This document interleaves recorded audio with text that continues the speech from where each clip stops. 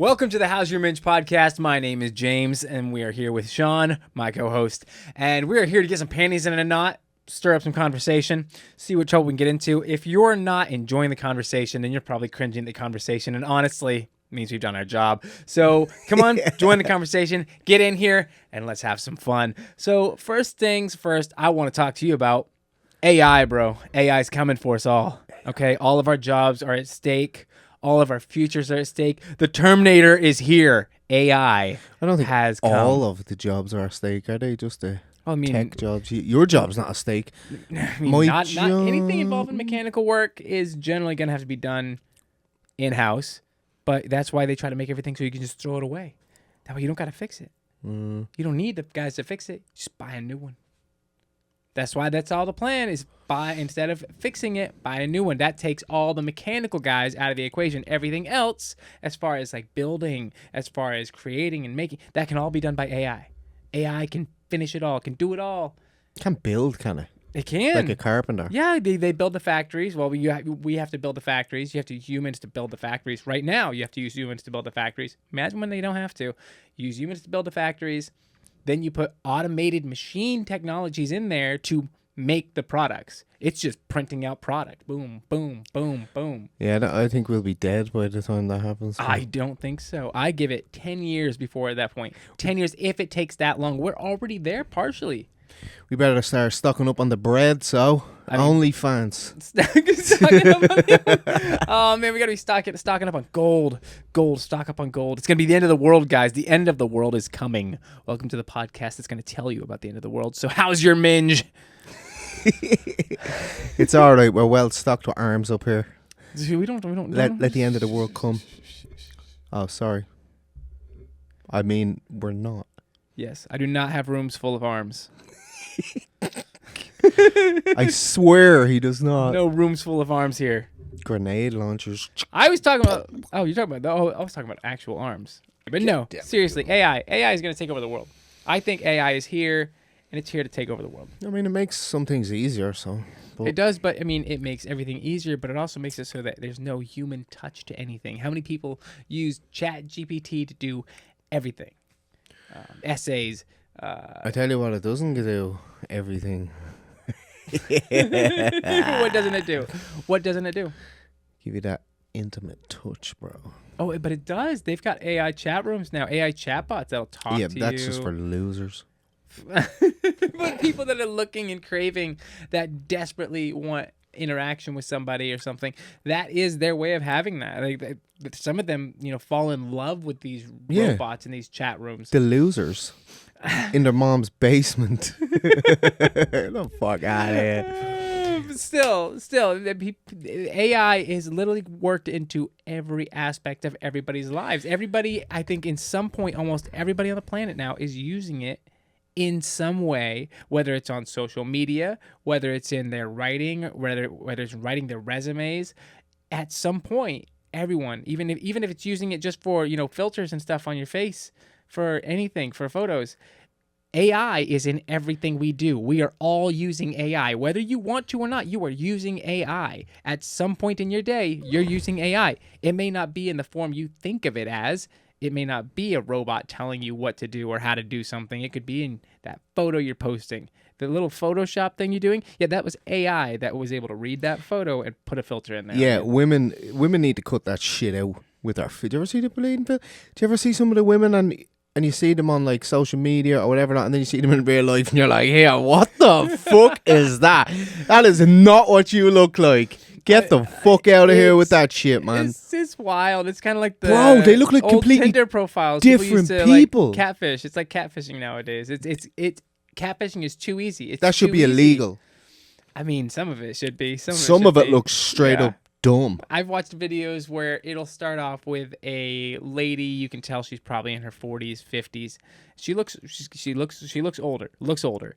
And by the end of it, she looks like she could be 25, 26. Some of it looks almost skin. animated. She painted her whole self on, taped things up, used tape to pull the skin back. It was wild. Oh, the things you can do. No, I'm talking about filters. I'm talking about the filters they use on social media. Yeah, like, filters some of are it looks just as easy. animated. You're like, what are you doing, bro? That's Who are you fooling? Nobody. I mean, I guess I got to be careful on this one because I use a lot of Photoshop, but I use it for like nature shots Yeah, and well, stuff that's like different. that. I'm not using it for my face. Like, this is what I look like. Deal with it. So, I mean, I understand using Photoshop in some cases or using some kind of a filter in some cases. Yeah, I can understand. But when you're using it because you want to make yourself look and feel more beautiful, because you don't have the confidence that you should already, this is just a way to continue to bury your confidence and never give yourself a chance to grow out of and grow into who you need to be. You're allowing the world around you to control who you think you are instead of embracing how beautiful you already are naturally, just as you are right now today. Don't mind him. Some of yous need filters. Oh, wow. No. Scumbag. What? No, we I'm all just joking. need to be more comfortable in being ourselves. And that's it. the real problem why we don't is because, yeah, there's a lot of people out there who will be and say really mean things. And this is when I go back for this one. This takes me all the way back to when you raise your children, you need to raise them to be able to handle being picked on. You need to be able to handle getting bullied a little bit. You're going to get bullied at some point. You work for yourself, right? Yeah, but I've had plenty of jobs where I worked for people. Yes, and you've never had a bad boss? Not once in your life? You've Yeah, never had a told him bad to boss? shut the fuck up or it Yeah, smashed his head in well, and left. Maybe in That's where I work for myself. Maybe in Ireland that works. Welcome to America. That does not work here in this country. Why not? Over here, you get fired. You get canned instantly. No, that's what I'm saying. He said, go fuck yourself, smash your head in, and then you quit. That's why I work for myself. Yeah, but fuck that the shit, thing man. is, like, you can't just always quit your job because you have to pay your bills. Yeah, but that's why I work for myself. I know, but not everyone has that luxury, and not everyone will always have that luxury. It's not fair. It's not always going to be perfect. You're not always going to get treated fairly. And I think so many people nowadays don't understand that. I don't think life is unfair. I think life is what you make it. You know what I mean? I mean, Like as I in, don't agree with this. so if you're in a job that you don't like and you're taking shit off a boss and you're like, he's bullying me, or you feel a certain way, leave. Do your own stuff. You have I mean, 3 kids back home and a wife, and you're paycheck to paycheck. Your rent is due next week. You have $50 for your food budget for the month or for the week. What are you gonna do? You're gonna quit your job? what kind of loser has $50 for a food This is budget? okay. So this is where there's a disconnect in what people understand. Like, you clearly don't know what life is like in America for a lot of people right now. That is literally what I just described is almost exactly to a T a true day-to-day story for half of America. That is half of America is living in that way right now. Paycheck to paycheck. I agree. I understand $50 that. to $100 for their budget, and everything's gotten more expensive. But listen, there's always money to be made somewhere, bro. There's so much money out there. So much money. Always money to be made. Side hustles, anything. AI. Do you know what I mean? There's money to be made, I think, anyway. It's just, I don't know. Some people just don't have that get up and go in them, I think. Well, when you have 3 kids and you have to pay the bills, what else? That should motivate you even more.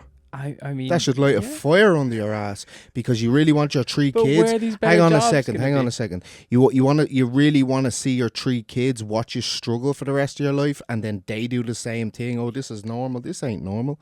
What do you mean? Where's the jobs gonna be? Well, Get out and fucking walk around. Do you want your windows washed? Do you want your grass cut? Do you want your car washed? Little stupid things like that, bro. And then you build that rapport. Anything. yeah. I think, instead of sitting there, don't mind, this cunt has loads of money, don't mind him. But no, yeah, I've done that plenty of times, bro. Walked around, this is Ireland, but I don't know, but it's the same concept. Walk around with ladders, knocking on people's doors. Do you want your window washed? Do you want your grass cut? Do you want your house painted? But what happens when you live in a neighborhood where everybody else is in the same boat as you and has $50 for their groceries for the week? What are you going to go do for them? I'll wash your windows for a £5. Do 10 windows. I'll cut your grass for a £5. Doesn't matter. You're still getting it. You get 10 people. You know what I mean? But also, I hear you. not everyone that lives in the same place is going to be in that situation. I mean, I don't know. I don't have to worry about that, so I don't really care. But I understand where Say you're it like coming it is. Say it like it is. from. But yeah. Next question, brother. Next question. All right. Moving on to the next question. Moving on to the next one. All right. So here we go. Here's what's one of the key aspects in a relationship to help make it stronger and able to handle the bumps and trials that it's going to be facing, you know, because in a relationship, it's easy in the beginning. There's all this, oh, I love. There's, everything's perfect. Everything's amazing. But as soon as life hits a road bump, everything falls apart. The wheels fall off and everything goes to shite. How can you prepare for that road bump in a relationship? I don't know how you prepare, but I suppose if you had, people need to have emotional maturity, bro. A lot of people don't have emotional maturity. I think these days, probably me as well. But I think I'm a lot better than most people. But yeah, a lot of people just fly off the handle and let their emotions take control of them and rule their actions. So you just gotta communicate, stay calm, and like we said the other day, fight the problem, not each other. You know what I mean? Mm-hmm. That would be my answer in short. What would your answer be? What would your answer be? Stop thinking love is strong enough to get you through. Oh, it's not. I like that one. That's not it. Love is not gonna get you through an entire relationship. Love will get you through a season. In the beginning, it's to start building that foundation. Love is for you to start learning that you need to learn about this person, because if you don't understand this person, when you guys are in a storm and you don't know that person's strengths, you don't know that person's weaknesses, when you are both stuck in a storm and that road bump is hit, you guys can't look at each other and be like, hey, I need you to be this for me right now.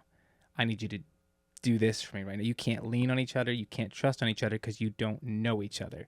So in the beginning is the time to talk to each other, to find out what makes each other angry, to find out what pisses each other off. And not just in life, what do I do that makes you mad? What do I do that just triggers you instantly? What can I do to communicate to you in an effective way? So when we are in a storm and things aren't great between us and the communication is breaking down a little bit, I can still reach out to you in the way that you've taught me I can communicate to you, and I can let you know I'm still right here. How can we fix this? We got to fix this problem. You need to have that communication of being able to communicate to each other in the way that you need to communicate. Like, I receive communication a certain way. You talk to me, as soon as you raise your voice, I don't hear you anymore. Yeah, fuck that. You're done. I don't hear anything you say anymore at that point. I shut off. But if you talk to me, like if Tata comes to me and she talks to me and she's like, it hurt me when you said this. I'd really appreciate if you would not do that to me anymore. That goes right to my soul. And I heard her, and I will make sure that I apply that to my life day to day, because she spoke to me from her heart to my heart, and she knows how I can receive communication. And she took the time she might have been angry in the moment, because maybe I said something that hurt her, but she took the time to calm herself down. Were you saying things that hurt her, bro? Scumbag. I've got a big stupid mouth and it says a lot of stupid things, but she calms herself down enough to come to me afterwards and be like, this hurt me when you said that. I'd really appreciate if you'd stop. And I know she's mad at me, and she would love to be able to be like, you piece of shit.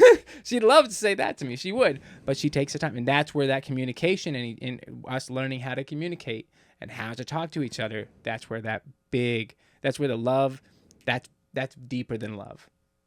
That's somebody that respects you. Mm-hmm. That's someone that went to your level to respect you enough to talk to you in a way that you need to talk in a calm manner. You can't be trying to fix problems with the same energy they were created with. You know what I mean? The same energy they were. Well, some people can only hear being yelled at. That's the way some people can only be heard if they're yelled at. That's just the truth. It's the truth. Yeah, I know what you mean. Everyone communicates differently. That's how I can be heard. That's how I hear people.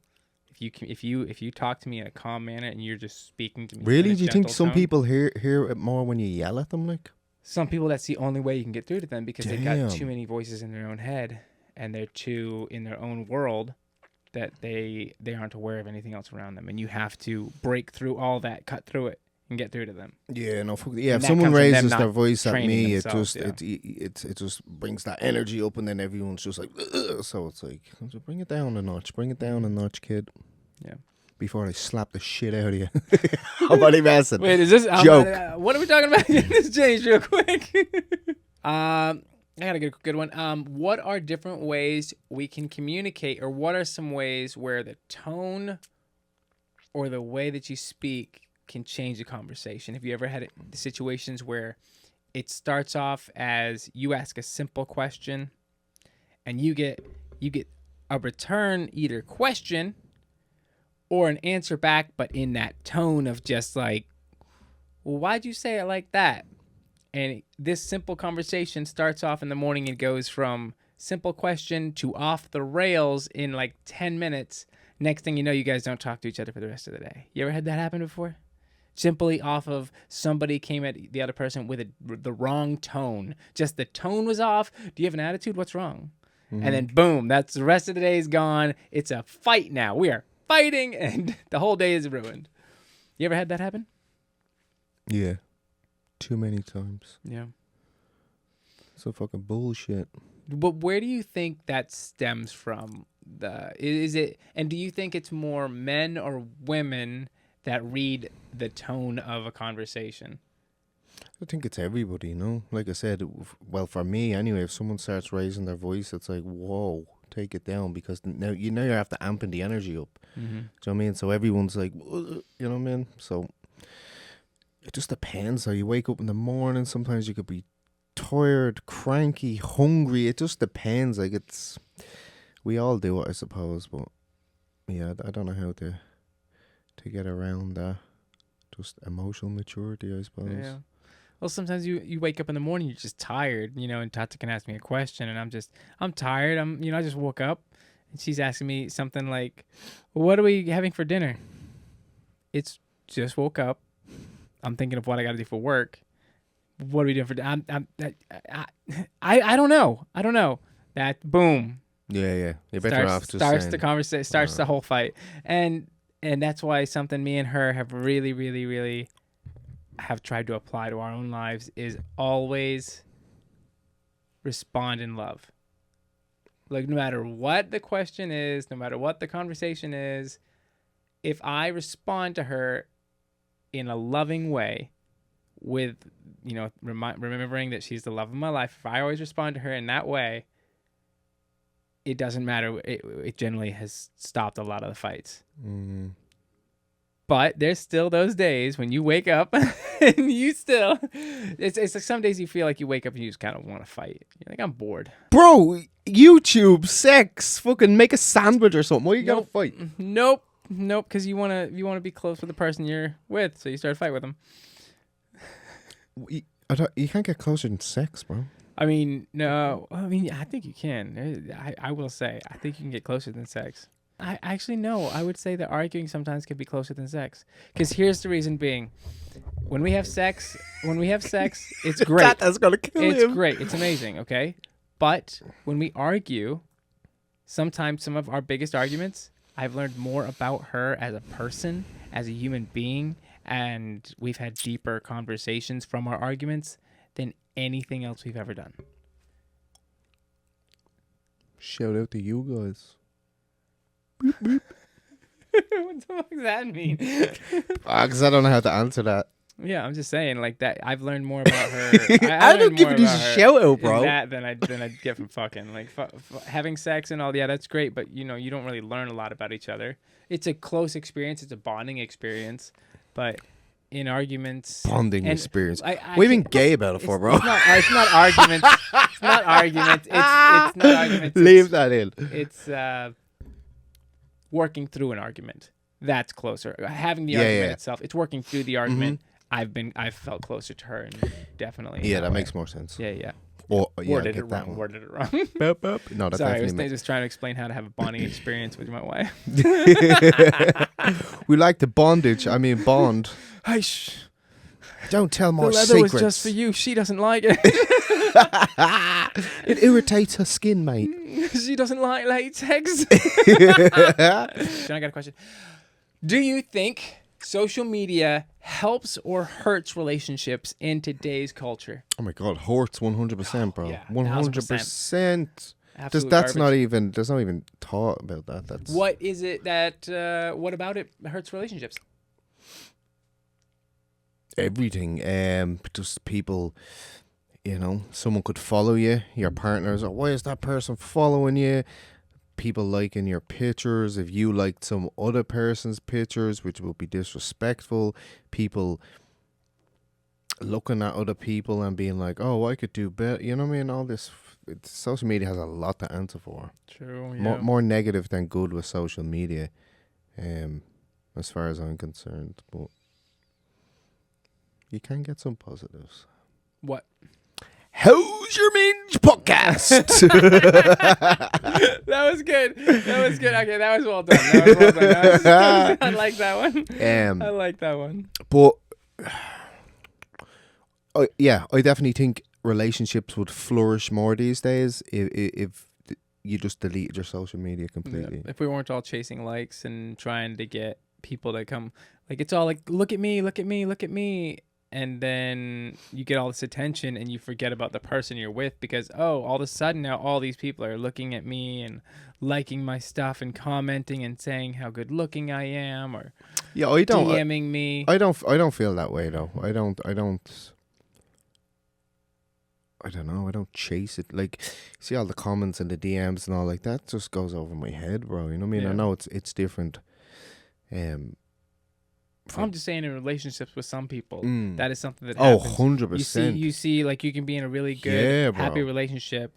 They start social media, they start getting traction on there, and next thing you know, all they care about is validation content from and strangers. validation and the comments that they're reading from the complete strangers saying like, oh, you deserve better, you should be with someone who treats you like this way, and then they start thinking that that's exactly what they should be getting, and they think that the person they're with now who absolutely loves them and cares about them is now a piece of shit because, oh, you don't do all these things my commenter said.